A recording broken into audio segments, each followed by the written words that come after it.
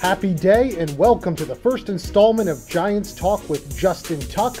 I am Christian Dyer and, well, it's that time of the year again where hope springs eternal for NFL fans. The NFL draft just concluded a few days ago and the New York Giants, with a bevy of picks, made some interesting selections, going tight end in the first round, then going defensive line in the second round. I'm going to ask Justin Tuck his thoughts and impressions on the NFL draft and how the Giants did. Also gauge his impressions on free agency, what the Giants should be doing with Odell Beckham, their star wide receiver, and also maybe, just maybe, touch base with him on the New York Rangers and their playoff push. Those of you who don't know, Justin is a huge fan of Broadway's NHL team. Can't wait to talk a little bit of hockey with him, NFL draft, free agency, and a whole lot more coming up here on Giants Talk with Justin Tuck.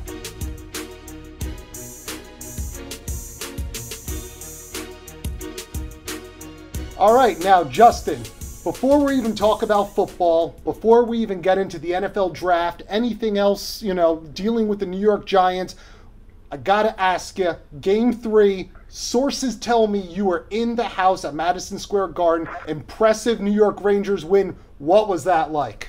Yeah, it's always good to be in the house with the Rangers win. That game was very exciting, obviously, being down 0-2.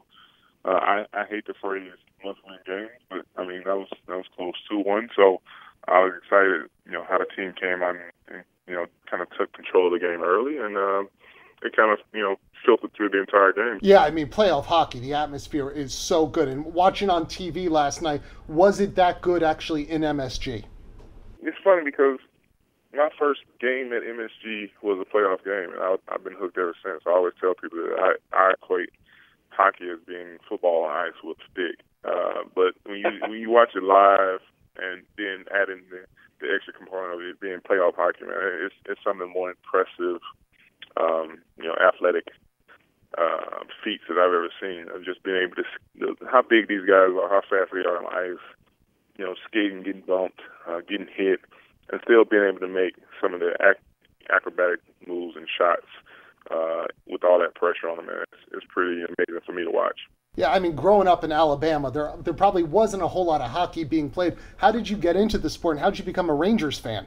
Yeah, I got invited to a playoff game my rookie year, and then from there, I was just always hooked. And like you said, growing up in Alabama, ice sports or snow sports or any winter sports were kind of non-existent. So I didn't have any prior experience in watching hockey. I actually went to the game as a favor of a friend, and not knowing that I would become a kind of a lifelong fan of not only the Rangers but of hockey in general.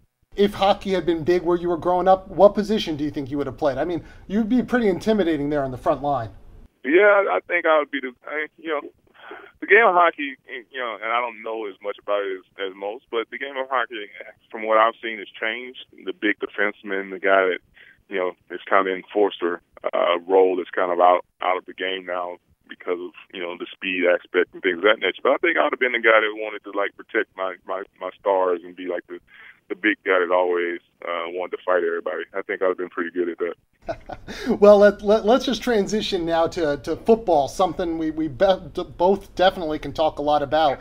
I was a little surprised that the Giants went with a tight end in the first round. I think a lot of people thought, this was a team that needed an offensive lineman, needed, in particular, a tackle. Were you a little surprised to hear the name Ingram in the first round for the Giants and them going specifically with a tight end? I'm not necessarily say I would be surprised, but I don't. Again, I'm not in a position that Jerry and his staff is in, Mark and all those guys. They know the inner workings of that football team, and the Giants have always kind of been that franchise that really didn't kind of waver on its beliefs, and they've always went for they've always stuck to their board and whoever's on their board and taken the highest person on their board, regardless if they need them or not. It's worked out. We had 2 Pro Bowlers at defensive end, and they drafted a guy named JPP because he was the highest guy on their board. So it wasn't necessarily, they never really kind of go for need positions. If it lines up where they got a guy really, really high on that board and he's a need position, then obviously that works out. But for the most part, they try to go for quality with their picks, and so no, I'm not surprised. But again, I might be a little surprised that they didn't go second round with the O-line. But again, you got a young guy in Flowers who didn't have a great year last year, but you invested a lot of money, a top 10 pick in him. So I think they're going to give him another chance, and hopefully he rebounds and becomes the player that I think that he can be and has the talent to be. They've brought in some guys as kind of some collateral guys that you can kind of fill in some spots in the O-line. But again, I do think they need to address it somewhere here within, hopefully within maybe picking up a trade here or there, or doing it again next year. But so no, I'm not surprised by that pitch. Yeah, and a lot of people are forgetting they did pick up DJ Fluker this year in the offseason. Yeah. Fluker's a guy who can play guard, right? He can play at the tackle position, either tackle position. You're hoping Eric Flowers takes a step forward. And come August, there's going to be somebody, I'm guessing, Justin, who's going to be available there for the Giants to go after, who maybe is cut from the team or is trade bait or a young guy has stepped up. They might still be able to get that veteran tackle to come on in and supplement the line. Yeah, they do. Like I said, that's my hope. Obviously, you have to protect the quarterback in this league, and I think the biggest components of teams that have success are teams that have great quarterback play, and teams that can kind of get after the quarterback well. So I think on the defensive side of the ball, they've kind of got proven guys on that defensive front, and with Spags with his blitz package, that can get out the quarterback, they can make it difficult. With that secondary playing as well as they did last year, and being back together this year, you expect great things out of them as well. So defensive side, I think they're pretty locked and loaded. If we can keep Eli upright and improve our running game, the talent that we have on the edges on the offensive side of the ball, I think you can see a really, really good combination of a football team there. And so I'm excited about the season if we can kind of piece together some holes and have some guys step up. Yeah, and you got to be excited. You talked about the Giants maybe going offensive tackle in the second round. Instead, they went interior defensive line. This kid, Dalvin Tomlinson, only 1 year really starting at Alabama, but tremendous upside. Well, what have you seen from this kid, and you like that pick? Well, I haven't actually, studied him outside of the fact that I watch a lot of college football. So his name, you think about all the Alabama stars, especially on the defensive side of the ball. This guy, Dalvin Tomlinson, his name popped up a lot when I watched Alabama. I'm from Alabama, so I kind of, stayed kind of connected a little bit about watching, Alabama football. So, I like that pick. I think with the departure of Hankins, it was a need pick, but also, I think he was really high on that board anyway. And I think one thing that he kind of brings to that front that maybe Hankins didn't is he's a little bit more of a pass rush guy at the three technique. When you pair him with guys like, Snacks right there, Snacks is going to get double teamed. Whoever plays that three technique position is going to have a lot of one-on-ones, a lot of opportunity to, get upfield and disrupt plays and things of that nature. So I think it fits in well with what Spags and that defensive side of the ball wants to do this season. Yeah, he jumped off film to me. And tremendous footwork, former high school soccer player at 270 pounds. The guy's got to be a good athlete. And, you just mentioned a minute ago the Giants keeping Eli Manning upright. Third round, they went out there and got a quarterback in Davis Webb. Do you think this is a guy that we're going to see potentially groomed at some point when Eli Manning's ready to step away from the game, potentially to be the next Giants starting quarterback? Well, I don't think they would spend a third-round pick on him if they didn't feel that way. So hopefully that's not until 4 or 5 years down the road with Eli still playing. But I think they talked about him being a guy with one of the strongest arms in the league. He'll have the opportunity, or strongest arms in the draft. He'll have the opportunity to work, right with Eli, right in that system. And I think, I benefited from not having to come in right away and be the guy. So I'm always encouraged by people that have that much talent and they get the opportunity to kind of sit behind somebody who has done it for a lot of years and had great success. And just watch how how they've been successful. And for me personally, I got the opportunity to do that with Strahan and just watch how he attacks the game. And hopefully this kid, Webb, can do the same thing with Eli. I think it'll bode well for him. Yeah, and the formula certainly worked in Green Bay when Ben McAdoo was there.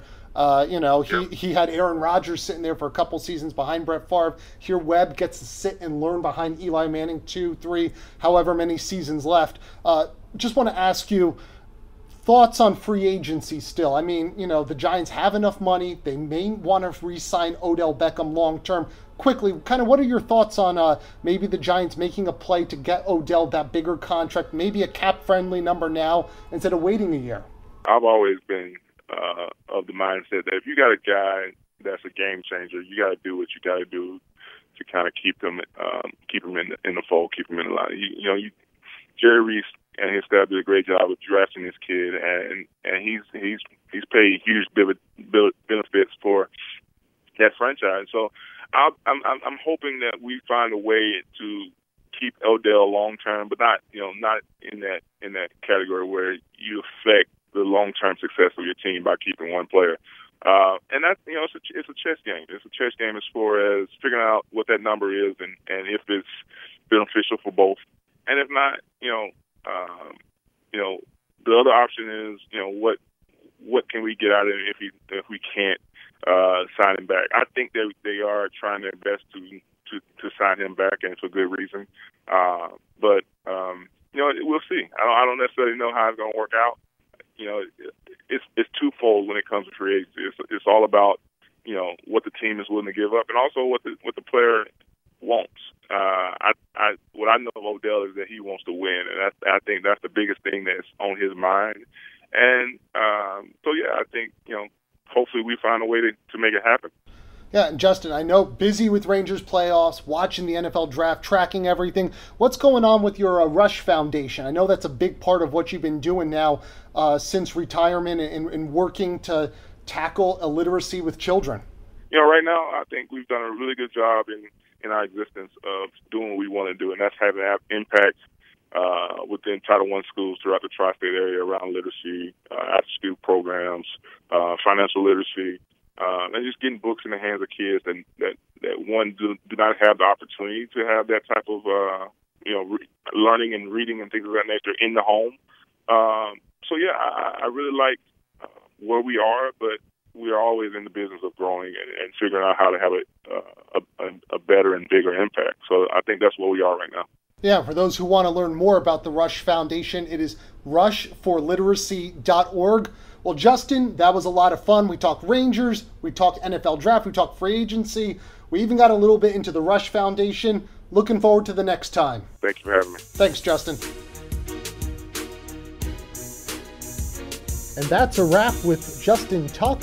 Hit an awful lot of topics with him, from the NHL to free agency and the NFL draft.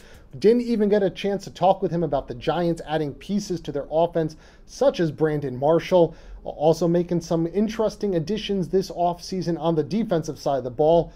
Maybe next time we'll be able to pick Justin's brain on a few of those topics. But that's going to be a wrap of this installment of Giants Talk with Justin Tuck.